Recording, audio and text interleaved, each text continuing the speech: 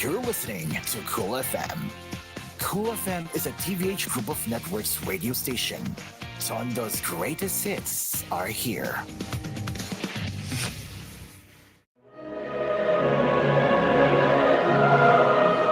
My spirit rejoices in God, my Savior, and I rejoice for His eternal life. I ask every Filipino family, please turn to Jesus. A friendly reminder from the Philippine Christian fan-made broadcasters.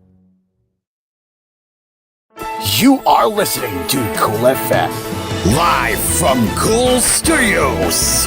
This is koolNews at 11.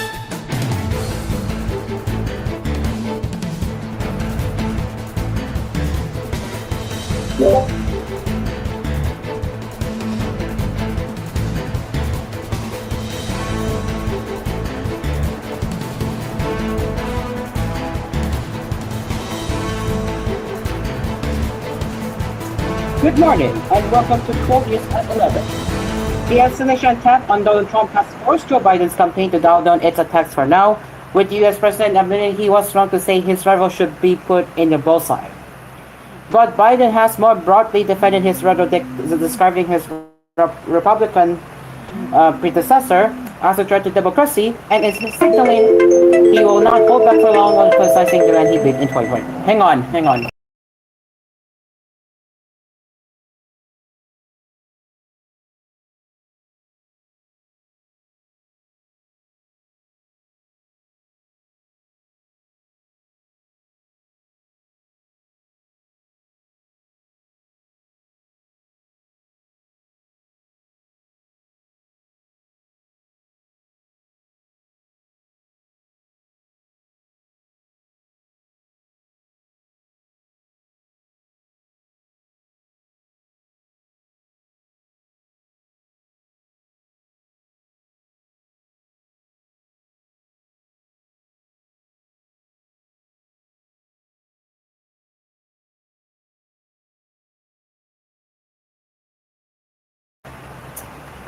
Okay, back to what I'm trying to say here. When Biden urged Americans to lower the temperature in a rare Oval Office speech on Sunday after the Trump shooting, it seemed it could deprive him of his core attack line.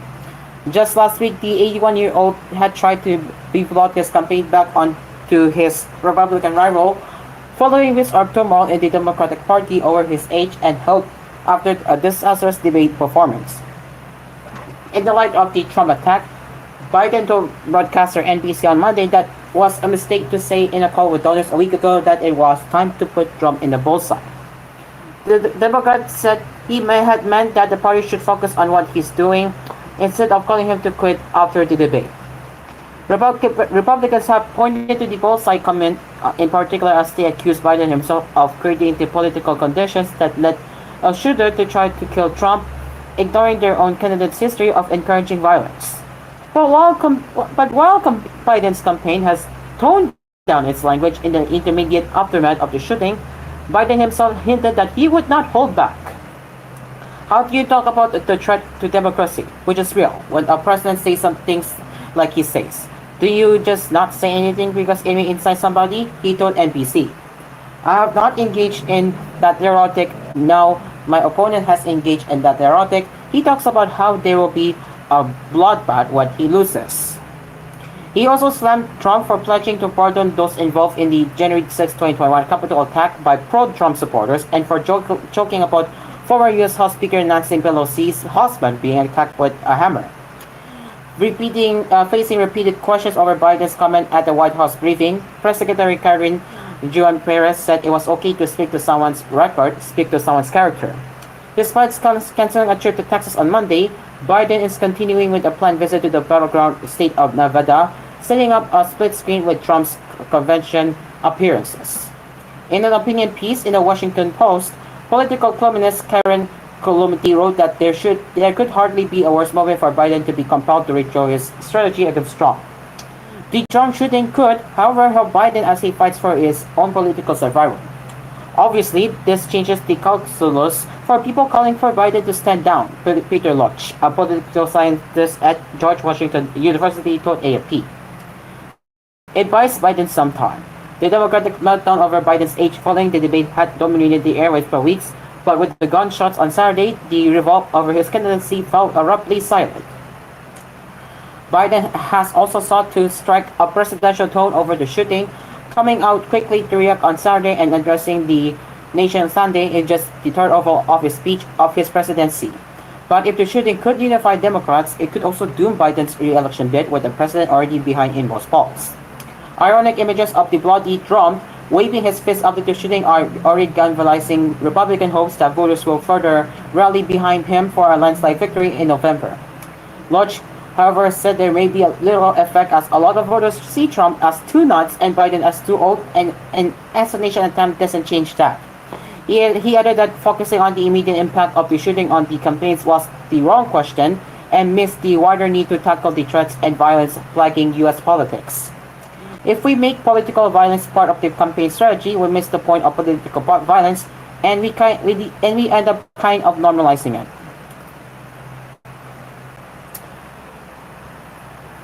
I will be doing one more headline, and then I'll be going down because it's just part of emergency because I have to take care of the groceries after I'm done with one headline. So we're going to be doing a long commercial break as I will be taking groceries. But we will do one more headline, and we will be heading into a break.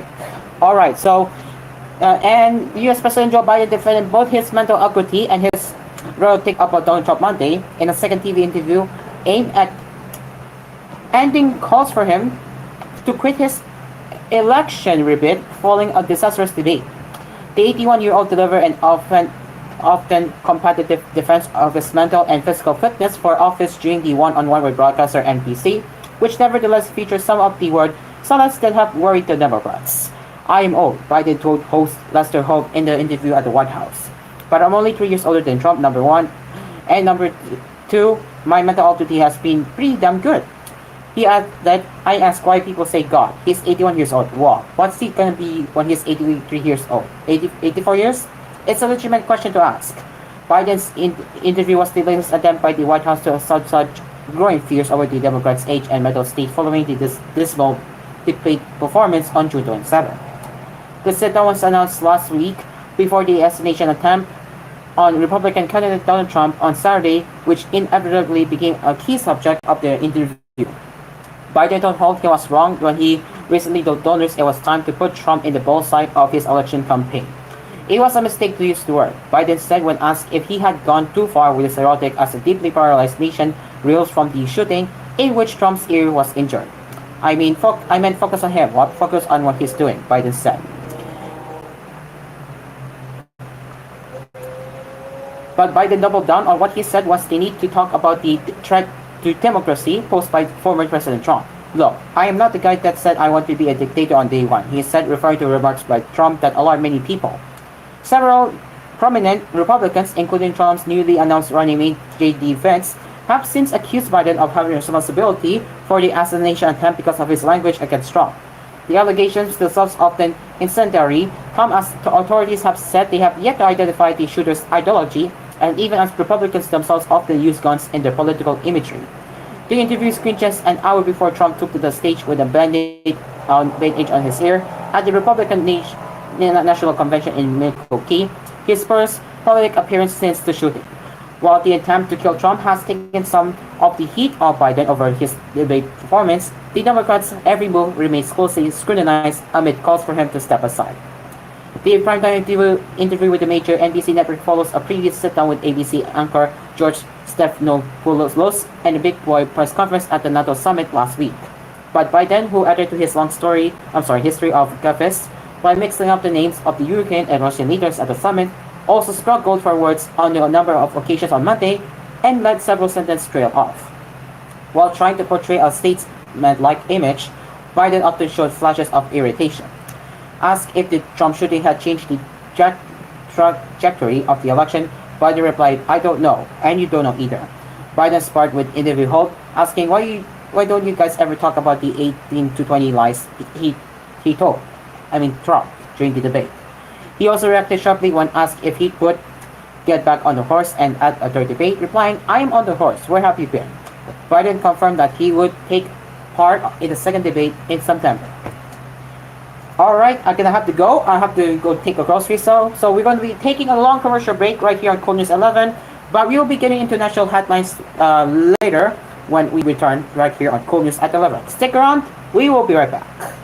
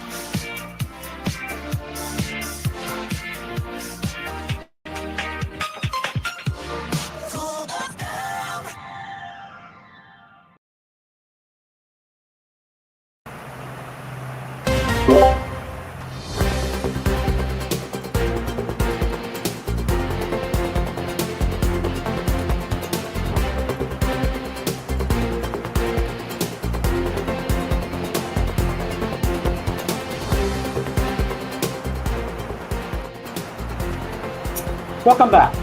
The Commission on Human Rights is pushing for the immediate passage of the National Preventive Mechanism Bill, which seeks to eliminate torture and other forms of cruel or unusual punishment in coastal facilities nationwide. The CHR raised this matter on Tuesday as a welcome to the release of 85-year-old Gerardo de la Peña from the new Bilibid prison. De la Peña was the country's oldest political prisoner. As de la Peña is finally free from his orange gel uniform, the Commission positively views this development now that he is able to safely return home to his family and can finally attend to his medical needs, the rights body said in a statement. The CHR also takes this opportunity to urge for the passage of the NPM bill as part of the country's full-fledged commitment to the United Nations Convention Against Torture and Other Cruel, Inhuman, or Degrading Treatment or Punishment and its optional protocol. Such will strengthen the congestion efforts and initiatives which improve the conditions of PDLs in the Philippines, it added. Reports show that De La Peña was arrested in 2013 at the age of 74 for murder. He was released from NDP 2 weeks ago, or last June 30. Human rights group Capitit said De La Peña overserved his commuted sentence for 12 years and 2 months as of June 12, 2024. According to the CHR, De La Peña has long been entitled for release after being qualified for executive clemency under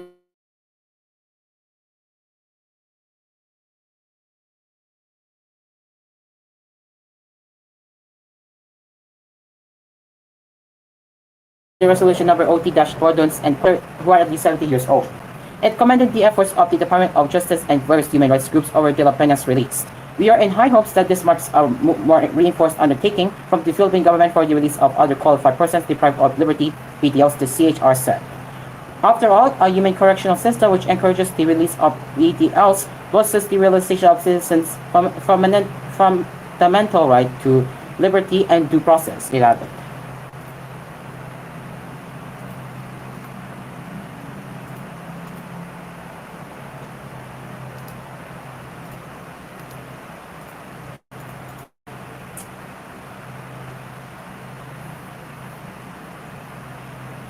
Bad weather brought by the southwest monsoon has now affected more than 200,000 people nationwide, the National Disaster Risk Reduction and Management Council (NDRRMC) reported Tuesday. In a July 16 situational report released at 8 a.m., the agency said 93,743 families, consisting of 221,435 individuals and 633 barangays, have recently experienced heavy rain, floods, and other effects of the southwest monsoon, locally called Habagat. Of the total, 21,464 people were displaced, 20,026 took shelter in 46 evacuation centers nationwide, while 1,378 stayed outside ECs. The NDRRMC said floods hit the Zamboanga Peninsula, Northern Mindanao, Davao Region, Sorsogon, and Bangsamoro Autonomous Region in Muslim Mindanao in the past few days. The NDRRMC likewise said it received reports that 2 people died and 2 people were injured, while another one went missing due to the southwest monsoon effects. It noted, however, that it has validated only one of the 2 reported fatalities so far. Moreover, the NDRRMC said the southwest monsoon ruined 17,879,687 pesos in crops and affected 238 farmers and fisherfolk as of July 16. The Philippine Admiral Spiritual, Physical, and Astronomical Services Administration previously said the southwest monsoon brought moderate to heavy or heavy to intense rainfall over the western sections of southern Luzon, Visayas, and Mindanao from July 11 to 14. Early Tuesday, the state weather agency said the southwest monsoon and a low-pressure area of Davao City are expected to bring overcast skies and rains to various parts of the country. The Department of Migrant Workers said a ransomware attack prompted the shutdown of its online systems early Tuesday morning. In an advisory posted on its social media pages, DMW said that due to the attack, its management information technology system had to take preventive measures to protect overseas Filipino workers' OFW data and information, such as taking the systems offline. While efforts to restore online systems are ongoing, electronic or online systems that issue overseas employment certificate or OFW passes and OFW information sheets and other online services may not be used temporarily, the agency's advisory stated. Rest assured, DMW databases containing OFW data were not affected by the attack, and that the DMW is currently working with the Department of Information and Communications Technology to restore online systems and ensure continued protection of the data and information of OFWs, it added. To address the issue and allow the continued provision of services to OFWs, DMW said it has activated the following: OFWs securing an overseas employment certificate or OFW pass may proceed to the DMW National Office, Regional Office, and Extensions, one-stop shops, and migrant workers assistance centers for manual processing of their overseas employment certificate and OFW pass. OFWs securing their information sheets need not go to any DMW office and may only send their request for information sheets at infosheet@dmw.gov.ph, and the DMW will send their QR-coded information sheets directly to the requesting worker. The DMW said it is coordinating with the Bureau of Immigration and airport authorities to facilitate the smooth departure of OFWs.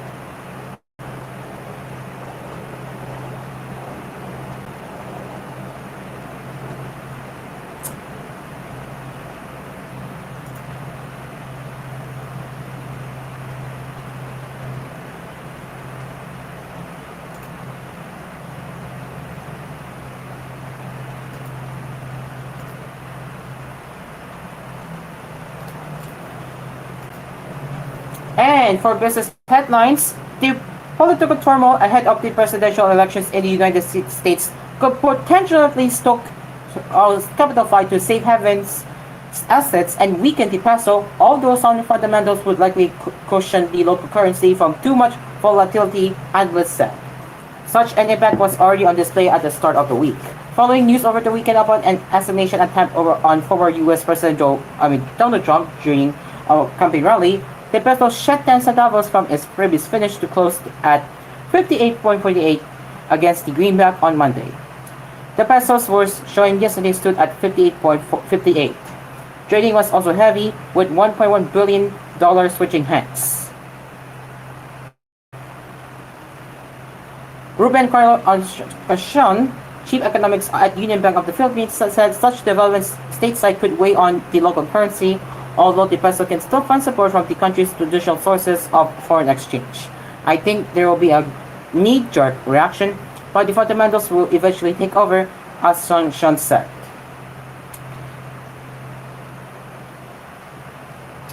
And that will be it for Cool News at 11. As always, if you have any news tip or feedback that you want to send us, you can email to tvh.philippines.news@gmail.com.